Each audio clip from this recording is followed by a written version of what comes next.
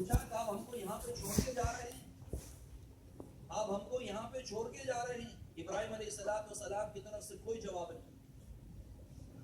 روایتوں میں آتا ہے کہ تقریباً 3 میل پیچھے چلتی رہی اور مائی پوچھتی رہی کہ آپ ہم کو یہاں پہ چھوڑ کے جا رہے ہیں؟ پھر بعد میں خیال آیا حضرت حاجر علیہ السلام کو، یہ تو اللہ کے خلیل ہے، یہ تو اللہ کے نبی ہے، کہ اللہ کو حکم نہ آیا ہو؟ تو پوچھ لیا اللہ امرک بہا، یہ کہ اللہ نے آپ کو اس کا حکم دیا ہے؟ ابراہیم علیہ السلام نے اپنا سر ہلایا ایسا اور یوں فرمایا جی ہاں اللہ نے ہم کو حکم دیا۔ اس کے بعد وہ مائی کہنے لگی اذا اللہ یضیعنا، تب تو اللہ تعالیٰ ہم کو ضائع نہیں کرے گا، اللہ ہم کو ہلاک نہیں کرے گا۔ قربانی جانور کو ذبح کرنے کا نام نہیں ہے، قربانی اپنی خواہشات کو قربان کرنے کا نام۔ اب اندازہ کیجئے گا، چھوڑ کے گئے ہیں اور ملنے کی کوئی اجازت نہیں، ابھی نہ ٹیلی فون کا زمانہ ہے نہ خط و کتابت کا زمانہ ہے، بس ایک ماں ہے اور ان کا معصوم بچہ ہے ایسی جگہ کے اوپر جہاں پہ کسی انسان کی آمد و رفت نہیں، کوئی پانی کا نظام نہیں، کوئی سبزہ کا نظام نہیں، بس تھوڑی سی کھجور دے کر گئے تھے ابراہیم علیہ السلام۔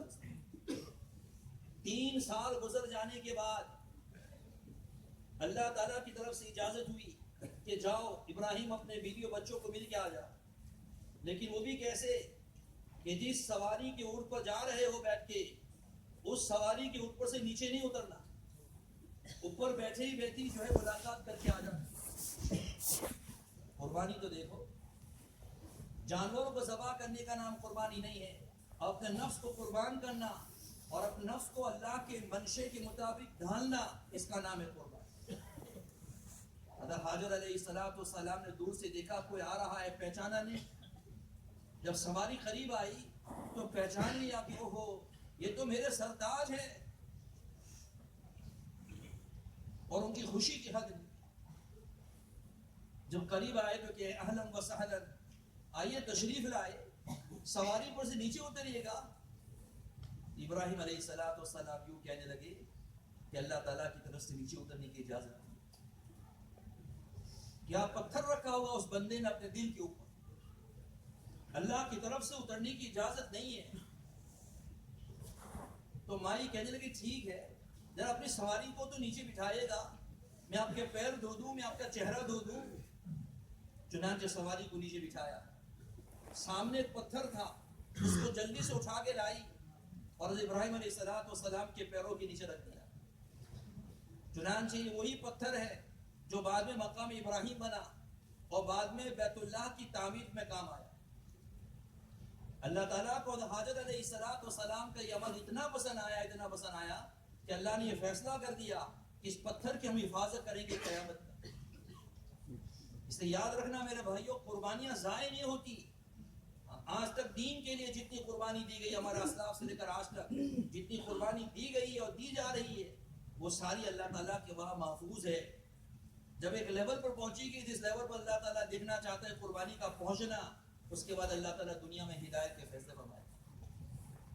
لوگ سمجھتے نہیں، وہ کہہ رہے ہیں کتنے سالوں سے کام ہو رہا ہے اور کوئی چیز نظر نہیں آ رہی ہے، تو یہ چیز نظر آنے والی نہیں ہے، یہ سب محفوظ ہو رہی ہے، قربانیاں محفوظ ہو رہی ہے۔ اور اللہ تعالیٰ جب اس قربانی اس لیول پر پہنچے گی جہاں پہ اللہ چاہتے ہیں، اس کے بعد دنیا میں ہدایت کی ہوائیں چل جائیں گی انشاءاللہ۔ تو حضرت حاجر علیہ السلام نے ابراہیم علیہ السلام کے پیر دھوئے، ان کے چہرہ دھویا، کچھ باتیں ہوئی، اس کے بعد ابراہیم علیہ السلام روانہ ہو گئے۔ حضرت حاجر علیہ السلام اپنے دل میں کہتی ہوگی کہ کاش نہ آتے تو اچھا تھا، اس لیے کہ دل کو زخم کر کے چلے گئے، زخم کو تازہ کر کے چلے گئے۔ اسیر ابن جزری نے لکھا ہے البدایہ والنہایہ کے اندر کہ جب تک ابراہیم علیہ السلام آنکھوں سے اوجھل نہیں ہوئے، حضرت حاجر علیہ السلام کو دیکھتی رہی اور دل کے اندر ہوتی۔ یہ دل کی تقویق، یہ دل کی قربانی کی بات ہے کہ اللہ کے لیے ساری قربانی پیش کی جائے۔ اس کے بعد 8 سال کی مدت کے بعد، یعنی 5 سال اور اس کے بعد اللہ تعالیٰ کی طرف سے حکم ہوا کہ جاؤ ابراہیم، اب اپنے بیوی بچوں کو پاس چلے جاؤ اور اب کی مرتبہ پیغام لے کے جاؤ۔ وہ پیغام تھا حضرت اسماعیل علیہ السلام کو ذبح کرنے کا۔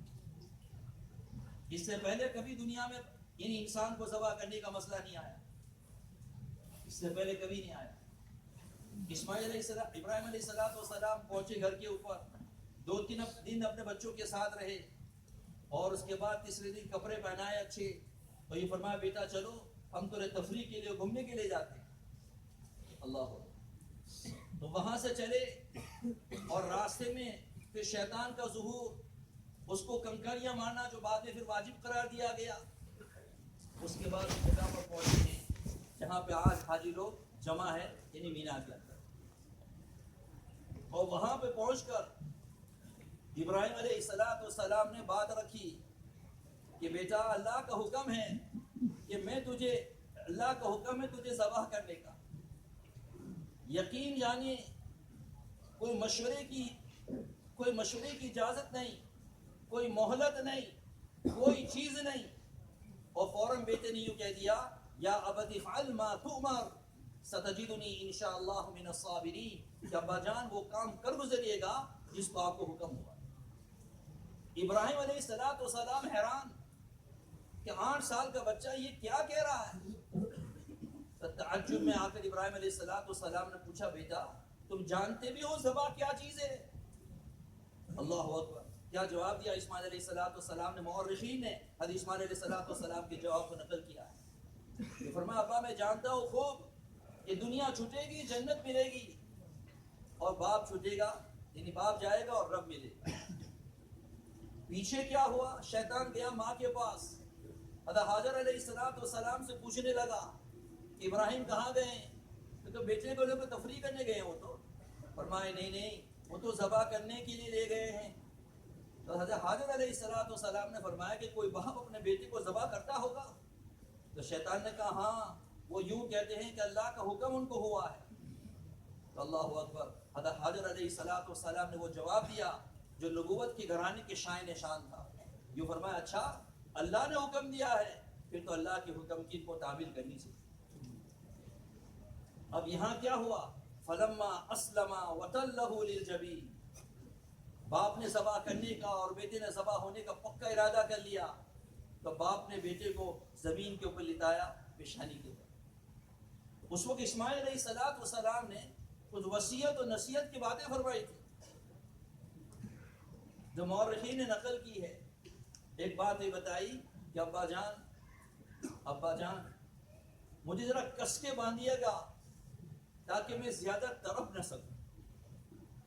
دوسری بات یہ بتائی ابا جان اپنی چھری کو زیادہ تیز کر لیجئے گا اور میرے گلے کے اوپر جلدی چلائے گا تاکہ میری روح نکلنے میں آسانی ہو. آگے فرمایا ابا جان اپنے کپڑوں کو میرے خون کی چھینٹوں سے بچانا, کہیں ایسا نہ ہو کہ گھر پہ جاؤ اور میری والدہ اس کو دیکھے اور ان کو تکلیف ہو, اس لیے کہ میری والدہ کو مجھ سے بہت زیادہ محبت ہے, اور وجہ یہی ہے کہ ماں کے ساتھ زیادہ رہے تھے. اور ایک بات اور کہی کہ ابا جان گھر پہ جاؤ تو میری ماں کو میرا سلام عرض کر.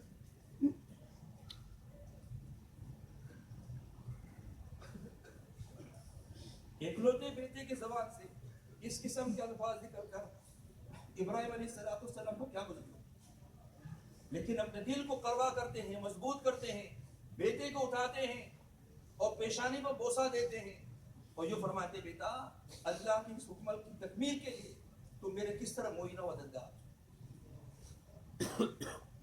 یوں فرماتے ہیں جس وقت ابراہیم علیہ السلام کو لٹایا ہے, شاہ ولی اللہ محدث دہلوی رحمۃ اللہ نے لکھا ہے کہ آسمان کے فرشتوں میں 2 مرتبہ کھربلی مچلی ہے, 2 مرتبہ کھربلی مچی ہے.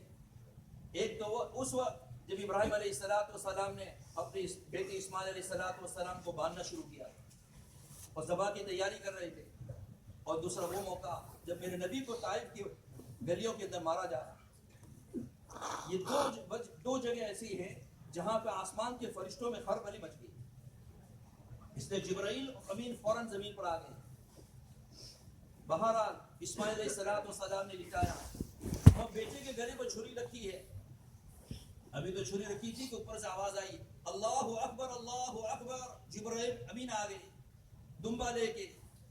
ابراہیم علیہ السلام نے آسمان کی طرف دیکھا تو فرمایا لا الہ الا اللہ واللہ اکبر. اور جب اسماعیل علیہ السلام کو پتہ چلا تو انہوں نے کہا اللہ اکبر وللہ. ابراہیم علیہ السلام نے قیامت تک آنے والے انسانوں کو یہ سبق دے دیا کہ قربانی جانور کا ذبح کرنے کا نام نہیں ہے، قربانی اللہ تعالیٰ کے لیے اپنا سب کچھ لگا دینے کا نام قربانی۔ اس کے بعد اسماعیل علیہ السلام، ابراہیم علیہ السلام نے آسمان کی طرف دیکھا اور دیکھ کر یہ فرمایا اللہ تمہارا امتحان لے رہا ہے، ایک نہیں 100 اسماعیل کو قربان کرنے کے تیار ہوں، لیکن تجھے ناراض کرنے کے لیے تیار نہیں۔ قربانی جانور کو ذبح کرنے کا نام نہیں ہے میرے بھائیوں، قربانی اپنی من چاہی زندگی کو چھوڑ کر رب چاہی زندگی گزارنے کا نام۔ مولانا یوسف صاحب رحمۃ اللہ علیہ کے زمانے میں ایک جماعت کام کر کے آئی میوات سے، یہ 40 دن کی جماعت تھی، اور انہوں نے آ کر اپنی کارگزاری سنانی شروع کی، اور جو تکلیفیں پہنچی تھی ان کو بیان کر کے رو رہے۔ مولانا یوسف صاحب رحمۃ اللہ علیہ نے ٹھنڈا سانس لیا اور یوں فرمایا کہ 40 دن کی قربانی کو بیان کر کے رو رہے ہو، میرا نبی 23 سال تک مکہ مدینے میں روتا رہا، اس کی کارگزاری کون سنے؟ بس میرے بھائیو دوست بزرگوں، یہ مبارک ایام، آج کا دن یہ ہم کو سبق دے رہا ہے کہ مسلمانوں اپنے اعمال کو صحیح کرو، اپنی زندگی کو صحیح رخ پر لاؤ۔ ہمارا دین کا قبلہ آج بدل گیا ہے اور اس کی دلیل ہمارے پاس ہے۔ نماز پڑھتے ہیں تو پوری نماز کے اندر اللہ تعالیٰ یاد نہیں آتا، یہ دل کی قبلہ بدلنے کی علامت ہے، یہ دلیل ہے۔ یہ ہمارا دل کا قبلہ جو ہے یہ اللہ ہے، اور اللہ تک پہنچنے کے لیے یہ فرمایا جناب نبی کریم صلی اللہ علیہ وسلم کی مبارک اور پاکیزہ زندگی، اور اس کے لیے اللہ تعالیٰ نے اللہ تک پہنچانے کے لیے تبلیغ کا ایک خوبصورت کام دیا ہوا ہے، دعوت کا ایک خوبصورت کام دیا ہوا ہے۔ ایک امتی بھی اگر جہنم میں جائے گا تو یہ ہمارے لیے دکھ کی بات ہے۔ ایک مسلمان بھی اگر اللہ کی پکڑ میں آ گیا، یعنی اللہ اس پر ناراض ہو گئے، تو ہم سب کے لیے دکھ کی بات ہے۔ اس کے لیے اللہ تعالیٰ نے یہ مبارک جگہ دی ہوئی ہے، 24 گھنٹے کے اعتبار سے یہاں پہ اعمال ہوتے ہیں کہ بڑی خوش قسمتی ہوگی ہماری کہ کچھ نہ کچھ کسی عمل کے اندر ہم شریک ہو جائیں، نہیں تو کم از کم جمعرات کا اجتماع ہے، منگل کا مشورہ ہے، یہ ہمارے حضرت حافظ صاحب کا یہ منشا ہے کہ بھائی یہ منگل کا مشورہ اور جمعرات کا اجتماع جو ہے نہیں، ہمارے جتنے بھی لوکلز ہیں نہیں، ان کا تو یہ چھوٹنا نہیں ہے۔ یہ سارے ذرائع اور اسباب ہے اللہ سے ملنے کے، بھائی سارے ذرائع اور اسباب ہے ہدایت کے۔ تو اللہ تعالیٰ ہم سب کو سمجھنے کی توفیق نصیب فرماوے، ہمارے ایمانوں میں جو ہے ان دنوں کی قدر کرنے کی توفیق نصیب فرماوے۔ دیکھو یہ قربانی کا ایام ہے، فرمایا ان دنوں کے اندر سب سے محبوب عمل اللہ تعالیٰ کے نزدیک کیا ہے؟ جانور کو ذبح کرنا ہے، نقل اتارنی ہے ہم کو۔ تو اصل قربانی تو وہ ہے جو پہلے بیان ہو چکی، اصل وہ ہے، لیکن یہ تو صرف نقل اتار دی۔ اس پر کیا ملے گا؟ صحابہ نے پوچھا تو جناب نبی صلی اللہ علیہ وسلم نے فرمایا کہ جانور کے ہر بال کے بدلے کے اندر جو ہے ایک نیکی ملے گی۔ ابھی تو جانور کا خون ذبح کرنے کے بعد زمین پر بھی نہیں گرے گا، یہ جانور جو ہے مقبولیت کے درجے میں پہنچ جاتا ہے۔ اور یہ فرمایا کل قیامت کے دن حشر کے میدان میں آج تک جتنے جانور ذبح کیے ہیں اللہ کے نام کے اوپر، وہ سب جمع کیے جائیں گے اور ان کو 70 ٹائمز مور وزنی بنایا جائے گا، اور پھر میزان عمل کے اس کو رکھ دیا جائے گا۔ اور ایک روایت میں تو یہ بھی آیا ہے اسی جانور بیٹھ کر پل صراط کے اوپر سے بندہ گزر جائے گا۔ اس لیے میرے بھائیو دوستو بزرگوں، اللہ تعالی ہم سب کو جو ہے اس سنت کے اوپر عمل کرنے کی توفیق نصیب فرمائے۔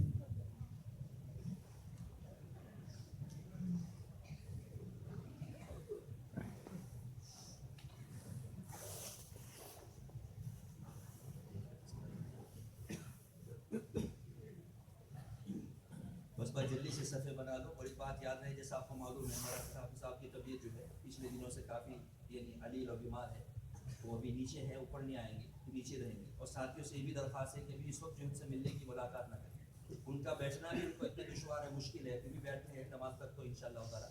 تو کوئی ساتھی جو ہے ان کو ملنے کی کوشش نہ کرے۔ ملنے کے ٹائم شام کو رکھا ہے 7 بجے کے بعد، 6 بجے کے بعد، عصر کے بعد، اس وقت آ کر تھوڑی زیارت کر لیا۔ باقی اس وقت سارے ساتھی درخواست ہے کہ بھائی حضرت حافظ صاحب کے لیے اور دیگر ہمارے مشائخ کے لیے ضرور دعا کیجیے گا، اللہ تعالیٰ ان کے سائے کو ہمارے سروں پر ڈالنے کا ہے۔ اب جو ساتھی آ رہے ہیں جلدی سے صفحے بنا لے بھائی، ٹائم ہو گیا۔